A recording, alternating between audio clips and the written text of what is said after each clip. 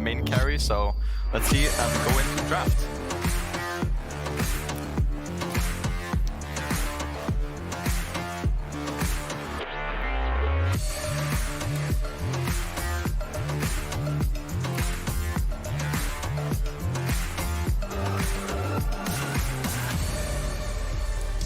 Here we go then.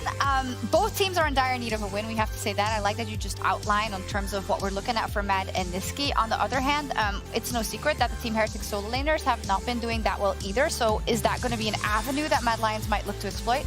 100%, yeah. I think for the side of Heretics, their must bans against Mad is Xayah and Gragas, I would say. Yeah. I think both these champs have worked super well for Mad and is kind of the simple way to win for the Lions. And as for Heretics, I think, yeah, looking for solo lane stability, I think is their #1 priority. And then Jankos playing a carry would probably be my second option for them. Yeah, I also think it's going to be really interesting because we've seen two sides of Kasi and Hylissang. We've seen the Seri and the Lulu, which didn't really work out that well. And I think the way the bot lane that they played better was for sure when they were playing the Rel and the Xayah together. So I think it's good takeaways from the side of Team Heretics. But we also have supports that share the same champion pool. We have seen the Annie, we have seen the Rakan be banned against both of them as well, both blue and red side. So seeing who's actually going to be the one to take it away and who's going to prioritize it is also going to be really curious in this one. And it is actually Mad Lions that's going to ban the Rakan. Yeah, I think it's interesting that both Xayah and Rakan get banned. I think both these supports just really love playing the Rakan. And then, yeah, and Annie has the response ban as well. I think what I'm looking for now is Zeri Lulu, a very high priority now. I think also obviously the Thresh lanes, Thresh Aphelios is also another one that I'm looking towards. I mean, Jankos has prioritized Wukong very heavily, and I think it's a good carry champ for him, but we'll have to see if they lock in the Zeri first here for Mad Lions. Yeah, and this is also a good takeaway pick. We've seen this is something Jack Spectra has relied on as well, because you can play that scaling later on. I actually don't like when Jankos was playing the Jarvan the other day, because it felt like he was very squishy when he decided to go in. I think you need something for Jankos with a bit more agency and the carry potential that you're mentioning, because I think if you rely too much on your laners, you take away a big strength that Jankos has brought to the team. Oh, the Kai'Sa and the Vi locked in for Heretics. I mean, obviously the Vi into the Zeri is a classic counter. You kind of just click R on her and she can't do her magic. And Kai'Sa, that tells me as well that Mersa wants to play an all-in support on 3. I expect Hylissang to still play the Lulu here. Maybe he feels fancy and can drop support and play something like Braum later. But I would assume that he looks for the Lulu here, and they probably just pick up jungle for Yoya. Something like the Wukong is a very standard pick here in the jungle. My only problem if you pick Lulu here is the fact that you really open yourself up to a Soraka or not. I actually think, yeah, Soraka with the Vi. So when you just get that press on towards from the Vi on the Seri into an instant silence, that can be very scary and might be the reason that they're not looking to blind pick the Lulu immediately. Yeah, I mean, the pushing mid for Niski has been a big factor. I think picking mid here instead of support and letting Hylissang play something like the Braum later is pretty smart. They go for the Renata instead. They know that Mersa wants to play engage, so they just lock in the Renata saying, okay, do you want to play the Nautilus? Bring it. And then I'll see. I mean, obviously, I think now from Heretics side, there's a lot of engage supports you can look for. So I don't think you need to pick support here on 3. You could look for something like the Talia or look for the Ahri. They lock in the Ahri, which I think is a very good pairing with the Vi. And now for the bans on the side of Heretics. I would assume that they're looking at Chasey mostly here. Maybe they're looking at something like the Jax. I think can be really scary from the side of Mad Lions and counters Evi's Chample pretty well as well. Yeah, even something like the Jace was something we saw Chasey play in playoffs. He was quite scary on as well. They're actually going to look towards the mid laners here, which is quite curious. But I also think from Mad Lions, you said engage support. I think that Nautilus has to go on the bench. Nautilus Kai'Sa, age-old pairing, and once again, super good into Seri with the lockdown. Yeah, I think it's interesting now to see what Mersa will play. There's not many supports that are kind of good at engaging and disengaging, like the Rakan, for example. So if Mersa wants to send it with something like Rel, then obviously Hylissang will get a lot of value from his Renata. And the Silence is also banned away from Heretics. So basically just leaving every top lane open here from the side of Mad Lions. Chasey can get the pick of the litter. And I actually think it's curious. So another classic from Mersa in the engaged department in the past had been Danamumu. So if you take away the Silas here, you could be looking for something like that again, just to make sure that he doesn't really steal the Curse of the Sad Mummy and give that value in the mid lane for Niski as well. But you can clearly see it here. While Chasey has his champions available, Mad Lions have the read as well. And Mumu actually comes out here, but you can see it as well. They don't really respect Chasey too much. All the bans are actually going towards the side of Niski, and I think that potentially leads to the fact that they're looking for the counter pick for Ebi as well. Yeah, I think Mercer is just going to lock his support here. I think something like Leona or Vel would be my pick here for Mercer. I think he likes them both, and they do kind of the same thing here.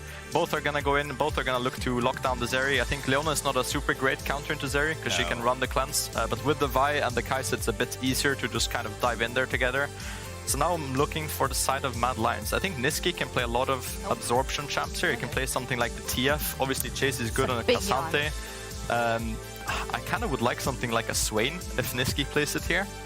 He hasn't been winning too much on his special cooking champions, so to say. But I would really like something like a Swain that can kind of absorb the pressure of Heretics now. Maybe Lissandra is also another champ like that can kind of let Heretics dive in and prosper. Yeah. I think it's just the fact that you realize that Team Heretics has a full dive comp, so you want something that scales really well into that as well, like the Swain with a lot of extended damage. Cashew does well as well, you kite back, and obviously super good into Ahri as well in terms of taking control and having that miasma. I also think the Renata is actually super nice. If you ever catch Mercer with his Q active and the ultimate comes down, well, he will just stun his allies. So I think Mad Lions right now is super happy with the kind of disengage and kite back composition they have. Yeah, and Heretics, I think the Gwen makes kind of sense, but it's also hard to play into the Zeri, I think, in the later stages. So it's a good 1v1 matchup into Cassante, but it will struggle later. So we have Mad Lions kind of with an absorption comp and Heretics with a snowball and dive comp, which is not something I would expect before the draft. So I think it's really interesting to see how both these teams adapted in the draft. Yeah, it is. Talk to me a little bit more about that top lane. We said the solo laners for Heretics not been having the best time. I think Evie has definitely been, unfortunately, an example of that. So do you think this is okay, I want to do good in lane, and then the team comp will back me up as we get later? Yeah, it's kind of a good 1v1 matchup that scales really well on the side lane. It's not a matchup that you hard win in early game. You kind of go even, and then when you get your Rift Maker, you kind of start taking over in the 1v1. So maybe they're looking to give Evie some more resources in his 1v1 and make sure that he's comfortable there. It will be exciting to see if it works out for them. Yeah, I will also say though, when we finally get to the objectives, I think it's very important that Team Heretics, it has their eyes on the balls and are looking for some picks before the objectives really start in itself. It's super nice to have that Vi and Ahri if you can lock anyone down before the Renata ultimate becomes a thing. But if Mad Lions has first prior on these objectives, gets to absorb and kite back, it's going to be really difficult for them to play. Yeah, and I think Heretics has really struggled being the first team to engage and kind of go ham into the fight. So with this comp, they really need to be ready to send it and ready to go forward in the fight, and they have to be really fast at making these decisions. No Urgot though for Evie. Unfortunately, we'll see. Indeed, we saw it there, 2 and 4 for the Mad Lions, and only 1 win on the board for Heretics, who with the second half of the regular season here in play, they need to get a win. Let's see who gets it.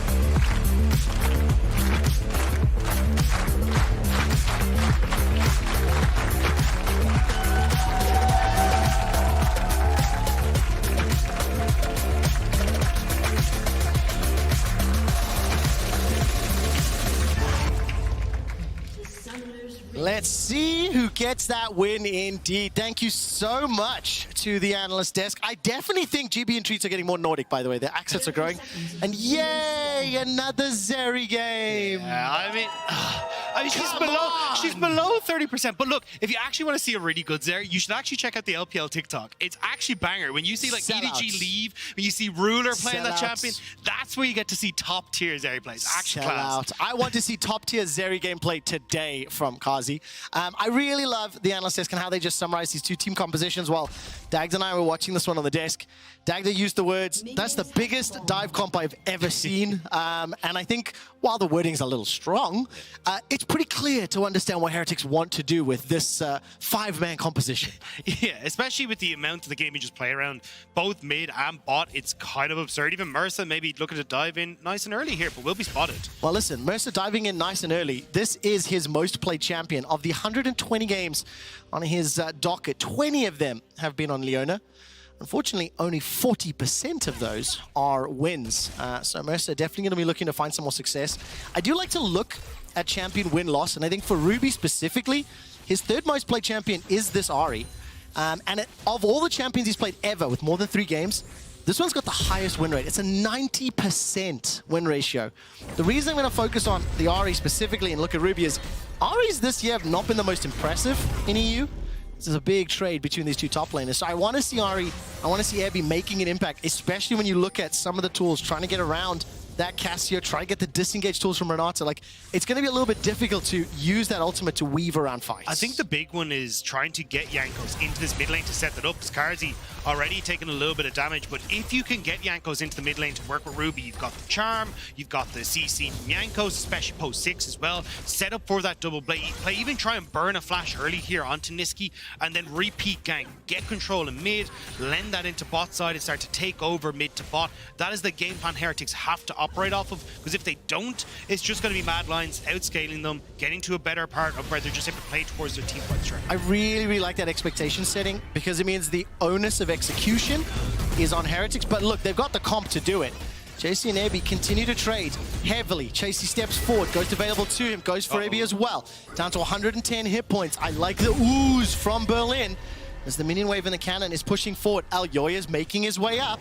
Yeah, Alyoya has to come up though. It's not for a dive, it's just to make sure that you can safely push this in. They don't exactly know where Jankos is, and there's a good freeze already starting here for Ebby. So JC kind of missed playing these first few waves, not getting the crash. He's going to set up really nice for this Gwen. And listen, everybody knows rock beats scissors. That's exactly what's happening in these opening minutes of gameplay. So 3 chuckles in the audience there as Cassante is stepping forward into Ebby's Gwen. While that wave did crash, teleport immediately dropped from Chasey in the top lane. And I'll take this brief moment to once again exercise my Shoutcaster curse powers. There's 99 wins for Niski. That's where he is right now, okay?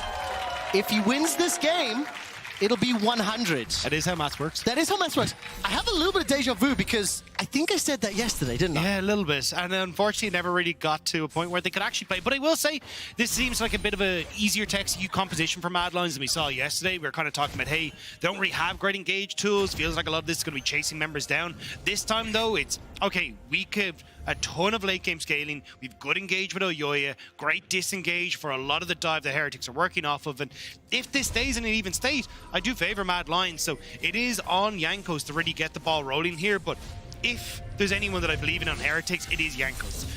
Even though we haven't seen Heretics really been able to step up and get those wins, Jankos has looked spectacular on this team. So I really want to see him now try and have that big impact once more. And which lane is it going to be? You can see all 3 of them on your screen right now. I love this graphic. I don't get to see it enough, in my opinion. A lot of trading as Ruby's now pushing forward. We've got pretty much neutral state down bottom. Actually, it's Jack Spectre and Mercer. They've got a big wave, as well as Abby pushing into Mad Lions. So defensively, yeah, small advantages until a lot of these waves are picked up. And I really like that point you were talking about for Niski. In terms of how this game will play out, his Petrifying Gaze, his Miasma is going to be put to the test because nearly every single champion on Heretics is going to run at least in his general direction. And he's going to look to try and use that anti-mobility, use the ultimate to his to the largest effect, but will be supported by Hylissang, who is also playing a champion that not necessarily synonymous with him. You know, you and I have had the pleasure of casting many Hylissang games this year, and I've said almost every time, I prefer him on an engage support, but is incredibly successful on this. 11 or 12 games to his name. He's won, I think, 9 of them. So has definitely got the kit to deal with the entire Heretics composition. Yeah, it may not be engaged, but I think it definitely has enough tools that Hilly's going to feel comfortable. That ultimate is going to be key alongside Niski's ultimate to bring out a lot of these fights and make sure they're in a safe position. Jankos moving up towards his top side here, though. And of course, that bailout ability is going to be huge for that Cassio, for the Zeri. Jankos was the man, and we wanted to see Heretics stepping up and creating those opportunities. Level 4 for now. Done pretty much that full clear chase. He shoves the way forward, immediately steps into the darkness, wanting to look for a ward. Not going to be under threat just yet. So no real opportunities presented, but the first support I can see roaming there is Mercer. Made his way up, dropped that ward in the chicken camp, and immediately backing back into lane. A lot of this seems to be Heretics trying to figure out exactly where the camps are that Alyoya is going for. Ward on towards the Raptors means that now Heretics know he will be moving down towards the bottom side. Jankos will start up this dragon regardless, but I think the dragons are nice, but you really do need to get into lanes. But at the moment, with pushing bot, pushing mid, Jankos should be relatively undisturbed to actually go for this. Yeah, right now Hylissang steps forward. No Scribes being available to him. 1, 2, 3 members already grouped around the pit. Vision Denial will at least give some level of information, but only 6 minutes 40. No hell to play for. And instead, we see a Mad Lions ping from Alyoya onto that red buff. So he's going to step forward, and a small advantage here for Heretics. So we're even on gold. Vision battle, and looking to create a play where you can force an error on your opponent. At least that red buff will be stolen away. Neither jungler really having a significant amount of time to play for, because as soon as a wave is pushed into the tower, it instantly is cleared out and then just bounces back the other way. Well, that's what Ruby and Mercer are trying to do, is bounce these waves into the mid lane so they can actually look for a play on bot. If you can crash this next wave very quickly, you can try and meet up with this wave on bot side, and with the amount of vision that they have, should be able to. But some decent ward just here, just hanging outside of vision there, should actually give, in the river brush, give it a little bit of control there for any movement for Mad Lions. They'll be able to spot it out. Alright, Handshake comes backwards. Jack Spectra will drop down the cleanse almost instantaneously. All of a sudden, Renata is going to keep putting the damage down. That's a win for Heretics, though. The fact that you don't have the flash, when we're just talking about how well you can set up a lot of these push plays into dives on bot side for Heretics. So definitely going to be a bit of a struggle now for Hilly when it comes to trying to keep himself safe. But I think he's taking a risk going, hey, look, if you can burn the cleanse ahead of a potential Rift Herald fight, maybe that can do something. But I don't really feel like Heretics are going to put much of the onus on towards this top side at the moment. I mean, I was also going to keep in mind, Mercer's almost about to hit level 6, so that solar flare into a flashless Renata can be punished. You combo that with a killer instinct, and there's a lot of kill through. Time to go all out, time to cyclone, time to drop the hallowed mist, and snip, snip, snip! All of a sudden, Abby turns this one around. Ruby dashes forward, looking for the charm. Will be flashed away from Alyoya. While that's going on, Jankos ceases and desists, and he finds first blood. But Niski arrives in time to get one back. Drops down the poison, tries to slither forward. Chasey has TP to get back, though, so Heretics, they get the pick, but they're the ones that will ultimately lose out, as Mad can now push in this wave, move back towards the Rift Herald with the extra advantage from Chasey. Surprised Ebby went that deep. He did not need to follow up on the play and ends up just giving over the kill to Niski. Surprised Ebby did X. That's a sentence I've heard several times this weekend. Yesterday, his Sion game was really difficult to watch. It allowed Fnatic to pick up their first win of spring, and unfortunately he just ate every single dredge line. Now on this Gwen was even in lane until the fight plays out, but yeah, take a look at this. Yeah, but this is the thing, you have a really good job here where you can actually set things up, where he's avoided the damage really well with the Hollowed Mist, and he's also going to have the ultimate doesn't quite connect there, but now your job's done, right? Alyoya is nowhere to go, and just running into Chasey like this, just giving the opportunity, but there's the engage. That is the engage. Remember, flashless Helisang. He may need to use the ultimate, and he does so, buys a couple seconds of time. Bailout as well, tick, tick, tick, boom! Jack Spectra picks it up. So just a quick update, that first blood was the latest of the spring split, and he's immediately bounced out with 2 quick kills. Niski getting one in the top lane, and the bottom lane Heretics punishing Hilly, who blew that flash earlier. Yeah, just a nice job there to capitalize on it. And again, we were kind of saying, look, Hilly, this isn't worth. You're the one that needs to keep the summoner spells available now. We'll get the push in bot side still, so we'll be waiting for a little bit more, but kills are important for Heretics, especially on this bot end. It really, really is. That first kill secured by Jankos on the Vi, obviously making that gank play, or counter gank I shall say, onto Abby, who was engaged upon. The fact that Niski's picked up the single kill for Mad Lions is important, and it is Mad Lions with a minor 500 gold lead. A lot of it stemming, almost exclusively stemming from Chasey's Cassante in the top lane. Got the assist, got the CS advantage right now, Kazi. But the rest of Mad here may be able to drop the Herald, and they may be able to pick up a lot more. This might even kill the whole tower. Yeah, the extra armor maybe doesn't stack high enough. Yeah, it'll still be close though. Kazi might actually just be able to stick around if he wants to finish it off, but not going to be the case. He will end up backing away. Still though, you can see a lot of responses from Mad Lions. Niski just moving away from the tower, making sure he's not vulnerable to any sort of ganks. So overall, really nice timing windows here for Mad Lions, keeping the game within touching distance. And again, as long as it's going even for Mad Lions, they're in the lead just compositionally, and also looking at how they can play for later stages. Yeah, remember that because Team Heretics need to keep initiating, need to keep diving forward, as long as cooldowns are going to be available for Mad Lions, they'll be able to anticipate sort of the moves of the playstyle once we move into these team fights and skirmishes. This is where we got to see just a great setup coming through. You end up spotting out where Hilly is. Mercer even on the ward, but doesn't really care. Immediately flashes over, gets the Zenith Blade, and I have completely lost Trevor, who's giggling away. Okay, is that next level bait? Yeah. That Hilly thinks he's not spot, like... I mean, you do get a little vision thing over your head that says it, so he definitely knew. Oh, I don't know. Part of me's mad at Hilly for not moving away, not trying to get out of range. But part of me is like, that was so cool for Mercer. I don't really know how I feel about it, but ultimately Hilly dies. Which is a sentence you do say fairly often when casting it. Mad Lions, however, not necessarily too bothered by it. They are still in a small advantage. And Mad Lions with a 4-man stack. They've started off Dragon 2. That's going to be the engaged forward. Solar Flare comes out. The Ocean Dragon has reset. Jack Spectra's got that killer instinct, and Zenith Blade goes wide. Hostile takeover catches at least one. Cease, desist order is issued. Niski gets himself a double, and Slytherin takes the lead. The Mad Lions just bullying their way into River. Heretics are playing a pick comp, but they don't even look for the pick. They're just like, hey, look, we'll take the full on 5v5. Mad Lions say, yes, please, and immediately turn it back around. And of course, you can't find the pick if your crowd control does not land. Unfortunately, there for Mercer, they engaged with their flash, and Solar Flares then didn't find the targets. They didn't lock anyone down, so no killer instinct follow-up, no real damage from that charm either. Well, the thing is, they shouldn't have been in a position where this is the outcome, right? You should have been trying to play around, well, Ruby, let's get pushed, let's then play into trying to make a pick onto bot side. But it's Heretics who are the ones starting the Dragon before they get the pick, before they're actually in position to go for it. And that's what the actual issue there is, not just the fact that they end up in this position where Mercer hits or doesn't hit his spells. Yeah, I really like that. Just like you mentioned, in terms of the just straight up head-to-head, 5v5, 4v4 in that scenario.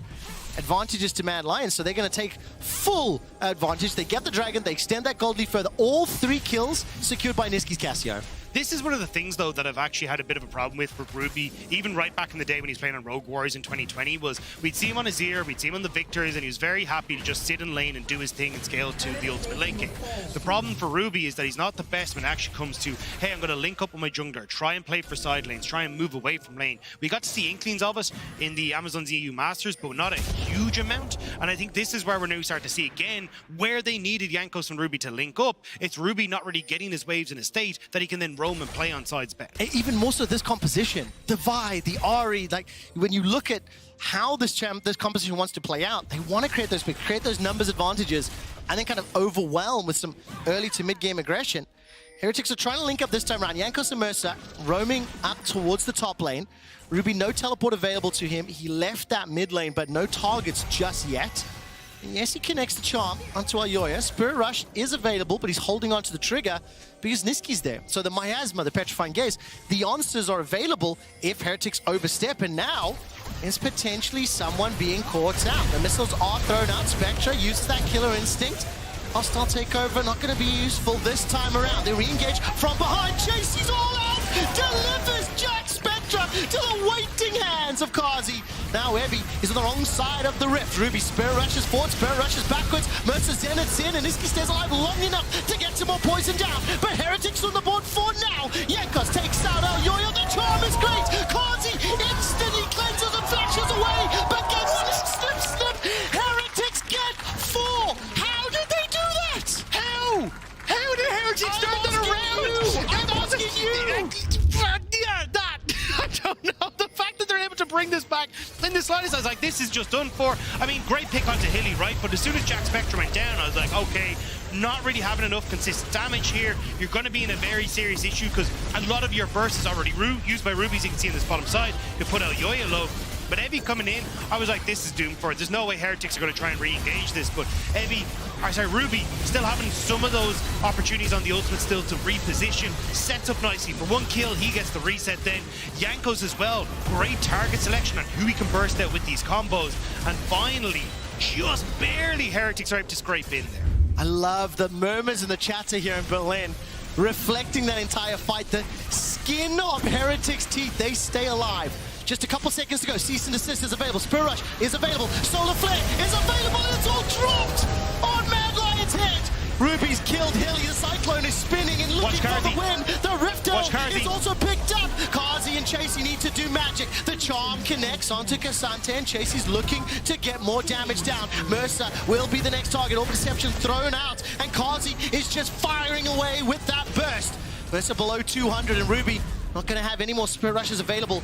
If a charm connects into Kazi, maybe something can happen, but the Herald was picked up, or killed rather, but the eye ended up dissolving, if I read that correctly. They did. The Heretics weren't able to pick that one up as they went. You can see Chasey just standing over it as he walked past to make sure there's no way anyone's going to get that. So nice job there from from Heretics to deny any sort of pickup there, but Mad Lions now, Karzi doing work in these fights, trying desperately to be the carry the Mad Lions need. 3-1-2 for Kazi Zeri. 3-2-1 for Niski on the Casio. In terms of this team fight here, they almost got more, but kudos to Heretics. They are finding the kills necessary, ultimately dancing on the very edge of safety. And this is where it's just a little bit unfortunate. Very spread out here. So Chasey and Karzi are on one side of the fight, which allow Heretics access onto Niski and also onto the backline there on the left-hand side. But for Mad, this is where Karzi gets to pop off. Everything has been thrown. All of the available damage has been thrown out. So Karzi stepping forward, trying to be that big carry. The fact you don't have the Kaisa here means there's no real consistent damage, which is why with the Immortal Shield Bow still fully stacked, they're happy to try and make that one work. Well, the eye is going to get popped there, and while all the recalls are happening, second dragon secured by Heretics. We've had 16 kills in 17 minutes. This is such a low blow, so please forgive me and I apologize in advance. But in the previous game that we just saw, SK defeated XL, only securing 6 kills. That is the second lowest amount of kills in a game ever in the history of LEC against XL. The first, the lowest number of kills was 4, also against XL in 2019. Just as an aside, they went 0-4 then, they went 0-6 today, and we've had 16 kills in 18 minutes. So thank you, Heretics and Mad Lions. But for Heretics, if they want to make these kills count, they actually need more of those skirmishes, because if they remain even for the next 5 or 10 minutes, you start to get nervous for them, you start to feel Mad Lions' composition is going to start hitting its strides. Definitely. The nice part is at least that they did manage to pick up that second dragon, so that does give them a little bit of time where they can actually play, oh, okay, let's drop a dragon, play for Baron Vision, try and set up where we can find these picks, or even just play for side lanes where we can pick off whoever is left there. So I think this is where it is going to be a big challenge for Heretics, because we've been talking a lot recently about how Heretics mid-game to late game is where they're weakest, and this is going to be their biggest challenge in this game. And of course, that also means we need to keep track of those summoner spells, right? Because in order for Heretics to pull off those fights, to look for the targets, you ideally want to have Niski be flashless or no cleanse on Kazi. Those tools are going to be gigantic. Similarly, if Hilly's still alive, the hostile takeover can do a whole lot. I'm looking at the minimap. There's 2 towers secured in favor of Mad Lions, and I can't quite see the next move yet. They're just pushing the vision. It's 3 minutes to go until the next dragon. Yeah, the thing is, though, if you're looking at Heretics, what they really need to do is make sure they can get push in here to then match a push down onto the side lane or either up towards that top side as well. But if you're looking at the moment, it's very difficult to do so. Mad Lions are grouping up as this big core unit in the mid lane to make sure that you're not able to get that initial push in the mid and then try and play off towards those sides. Even the fact that we had Niski fully pushing in that top side is desyncing these lanes and making it very tough at the moment for Heretics to find that space to either get the vision they need or just blow everything they have on those side lanes. And there's also 2 teleports on the side of Mad Lions. Abby's got his up, Ruby doesn't. So while we continue to play this one out, the standings are going to be on your screen in just a moment. Heretics sitting on 1-4, Mad Lions 2-3. The fact that XL just lost that game, they're at 2-4, meaning that race to avoid 9th and 10th. Race to avoid being eliminated from the regular season and not advancing to the group stage is absolutely spicing up. I know I personally overuse this a lot, but literally every game really does count. And for Heretics, when you do look at the remaining schedule, they've got a couple of teams around them. You know, SK, Vitality, Astralis, all those teams. Vitality, the top of the table squad, that would be a huge surprise if they could pick it up. But those are the games that Heretics really need to try to win. They want to make it once again to the best ofs. Now we're going into this position again where Heretics trying to play off side lane states and mid lane states, but realistically you need Ruby to push in that top wave so you can then release him to come in towards mid lane, trying to skip a few steps. It does mean that this mid lane tower should remain standing for the dragon that's in a minute 50, and that's going to give a lot of priority for Mad Lions to keep control over mid so they can always step in as a 5-man unit and make it very hard for Heretics to find those picks beforehand as long as Mad are playing in this grouped up manner. And Mad Lions, with the fact that they are 1 dragon down, 1.5 minutes to go, they've littered their vision around that top half of the map. If Heretics start to make the play for that 3rd Mountain Drake, they are going to be in a position where they want to try to ensure that they don't concede those flashes, don't concede any kills before the dragon happens. We've seen how the 5v5s can go the way of Mad Lions, at least in the first couple of fights. Whereas for Heretics, 70 seconds, they're going to back. Quick Blade secured there to back up the Kraken Slayer. 2 items for Ruby there as Yankos is making his way towards his 2nd. So as far as like combat power, relatively even footing across the boards. Yeah, and again, I think it comes down to more the map state, where if Mad Lions do just set up It's even on items, but just the disparity for composition for Mad Lions is super strong. And I think it's a bit of a mistake here from Ruby. He needed to catch that top wave initially to capture the push against Niski, so that then you could still play for positioning on towards the Dragon and bot side. But now with that full wave pushed in, you get the TP back from Niski to keep himself in check in mid. 5-man stack for Mad. And at this stage, Heretics, you just forget about Dragon. Try and look for controlling vision around Baron, maybe looking for the tier 2 on top if you can manage, but Mercer, Mad first flash. Lions, they're actually going to start this fight here. Mercer's forced to flash defensively. The engage from Alyoya, secondary Cyclone. That's going to be Alyoya taken down though. Mad Lions, how far have they chased him? Kazi is dropped by Jankos, and Niski's in amongst the Heretics. Hostile takeover, buys a couple seconds, and so does the bailout. Niski's trying to throw out the Twin Fangs, and the Twin Fangs, they chased too far. They were too hungry, and the Pride got beaten. They gave Heretics the pick. Heretics were just walking away. They're like, look, we don't have this. It's going to be fine. Mad Lions can take Dragon. They can then look for mid tower. But because they overextend, Mad Lions fall. And Heretics, just like that, get the Baron. No, but that's so unfortunate for the Mad Lions, but they put themselves in the situation. I have no idea. Chasey wants to salvage it. Baron's down to 5,000. Jack Spectre forced to cleanse the flash to run for his life. He gets taken out. Chasey stopped the Baron. Jankos is the next target. All of a sudden, Healy's working with him. That's a double for Cassante. Will land the Q as well. Continues the fight, but Mercer's been able to respawn, revive, and rejoin the fray.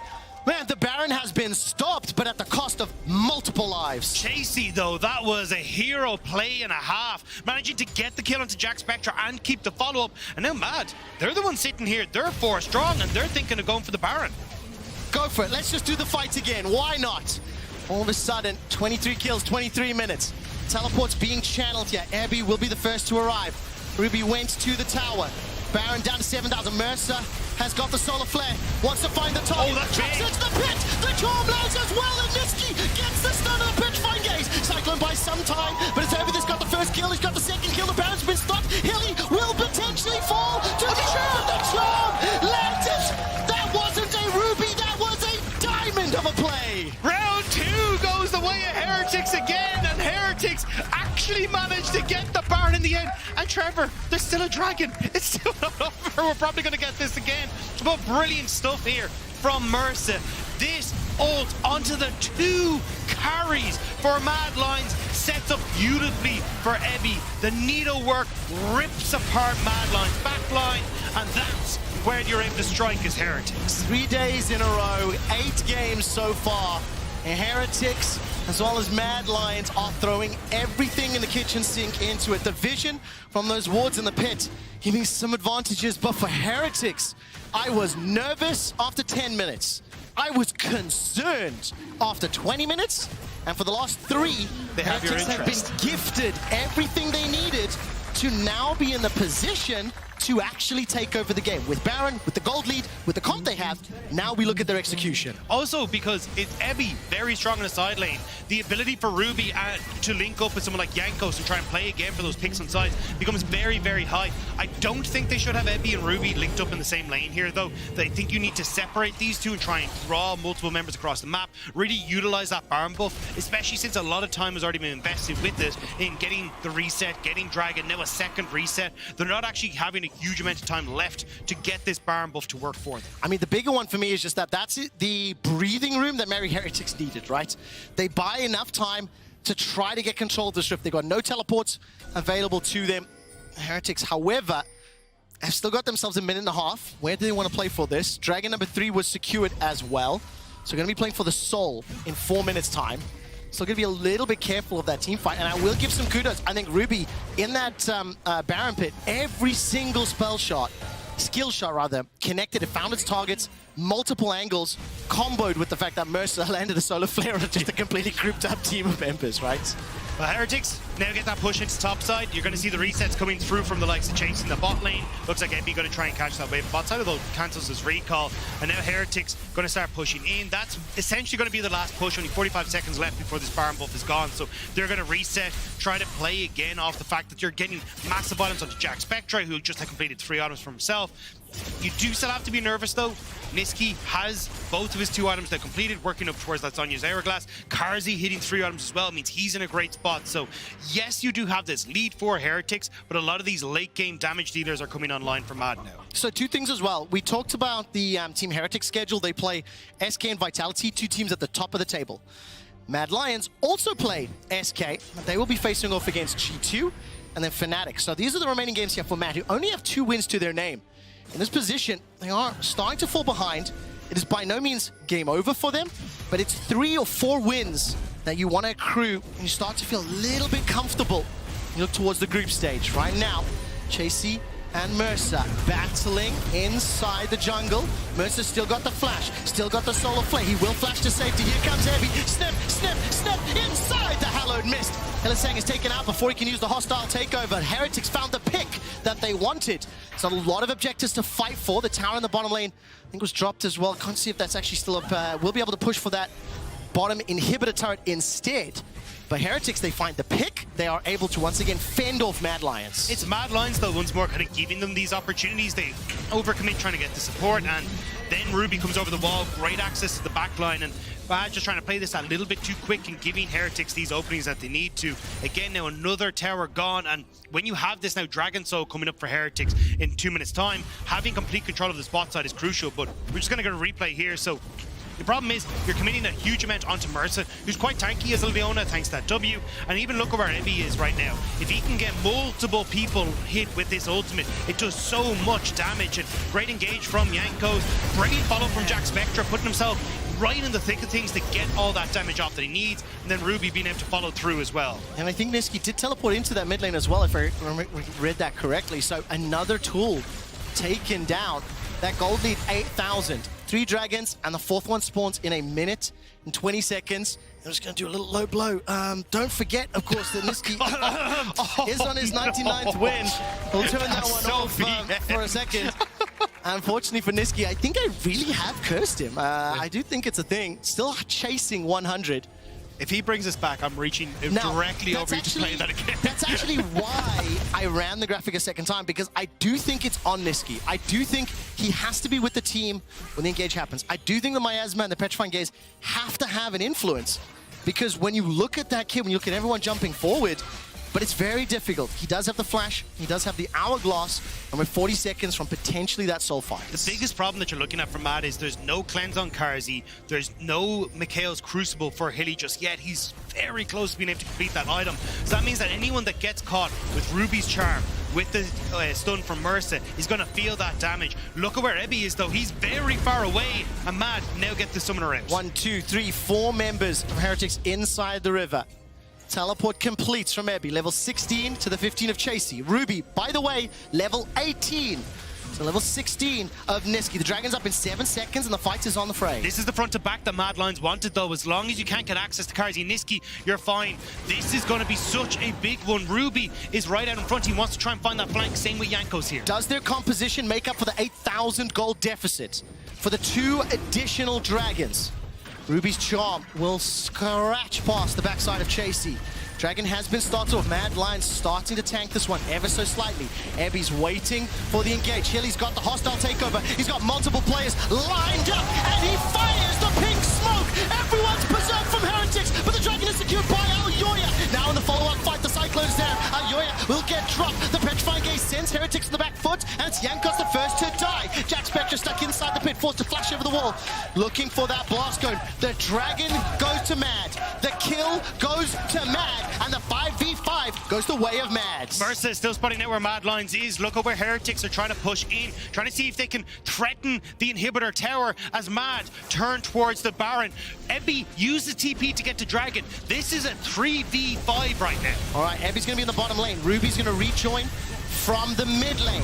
Hissang picking up those fruit. The inhibitor tower will fall. Baron's down to 4,000. Baron's down to 2,000. Ruby stepping forward. The charm connects onto Nisqy. Mercer's got the Zenith blade. Won't be able to interrupt the recall. The inhibitor has been taken down, and Mercer's buying some time. He's taken the target of Aoyoya. They've managed to kill Nisqy. They've managed to kill Aoyoya. And now all of a sudden the recall will complete. Chasey gets out alive. 1, 2, 3 members alive with Baron buff, but Supers are in the bottom lane. And now you've got to worry about more push coming through as well. You're going to have that push coming through on top side. 30 to 40 seconds though means that you won't be able to get any more of these towers, but at least you're getting something back here for Heretics and that pressure on the bottom side. Now we are drawn into the chaos of a open map. Baron for some members of Mad, Supers on the side of Heretics. It is still sole point for Heretics too. I think the crucial part is though, Mad winning this fight. We talked about how they want that front to back. Hitty, phenomenal ultimate, connecting onto Jankos right as he went in as well. Gets all 5 members, means that then Nisqy able to get the damage he needs off. Carzzy is free firing, and even the fact Nisqy able to flash forward and control Jack Spectre in this flight as well is so important. I mean, Dagda, everybody from Heretics had to look away. So even though the Petrifying Gaze doesn't find the route, you've got to respect it. If you're stepping forward, you just insta-lose more.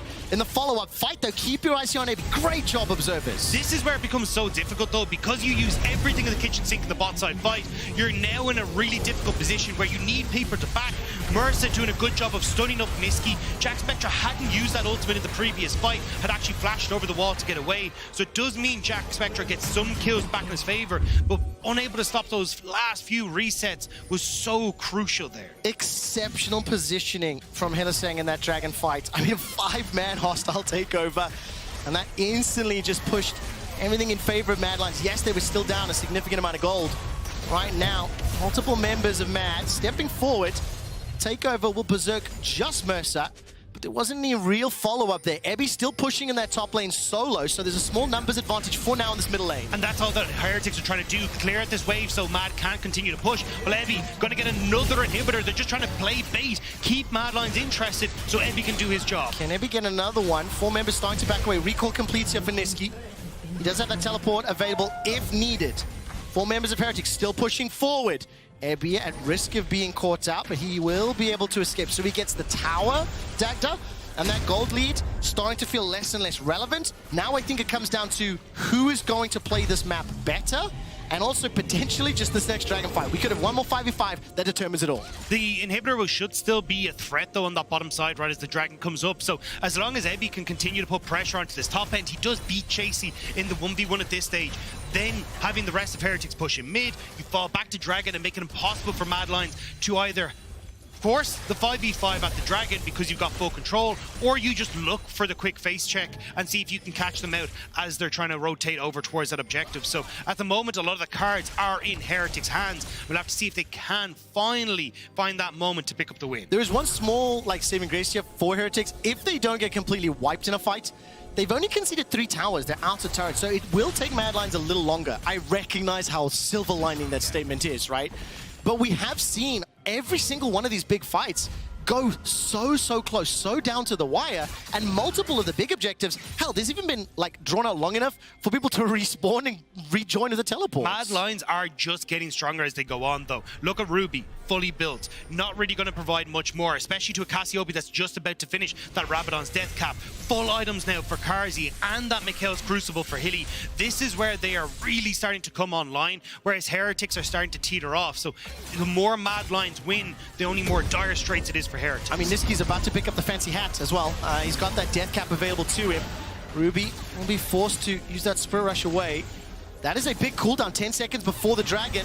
Jankos goes forward, cease, desist thrown out. Hilly forced to flash for his life, gets enough time to use the ultimate. Carzzy hops over the wall, has the space, has the time, has the cleanse and the flash. Mercer will be dropped and taken up by Elyoya. Carzzy though, staying alive just long enough. Turns the attention over to Ruby and Jack Spectre, but Heretics winning it overall. Nisqy the last man standing. The Petrifying Gaze, not enough poison just yet. Here comes Jankos with the denting blows. Hourglass has been used. Jack Spectre fires up the Void Seeker. That's the ace. There's minions on they're on the Nexus. The minions are on the Nexus. Heretics have managed to outfight Mad Lions, and just like that, they will draw even with them. They have taken down the Mad Lions. Team Heretics welcome Mad Lions into the chaos with open arms. Take them down. Secure securing 26 kills. They will take out that inhib, turn their attention to the Nexus turrets as well. It's still 10 seconds before anybody comes up. Hilly, last man standing, there's no ways he pulls off the hero for now. 5 seconds, 3 seconds, the Nexus will be focused down, and Heretics take down Mad. It was a slow, drawn-out early game where Heretics couldn't quite get control. But that one mistake in the mid-game from Mad Lions, they overextend looking for the pick, and then they bring it right the way back. Really good job from Heretics in that last fight as well. Spotting Niski on that bottom wave, they immediately go for the pick and find the kills that they need. That is huge for Heretics and terrifying for Fnatic. Coming into today, both of these teams are at 1 win and 4 losses. Now, it is Heretics at 2 and 4. Fnatic will be playing Koi later today. They can balance it out. XL sitting at 2 and 4.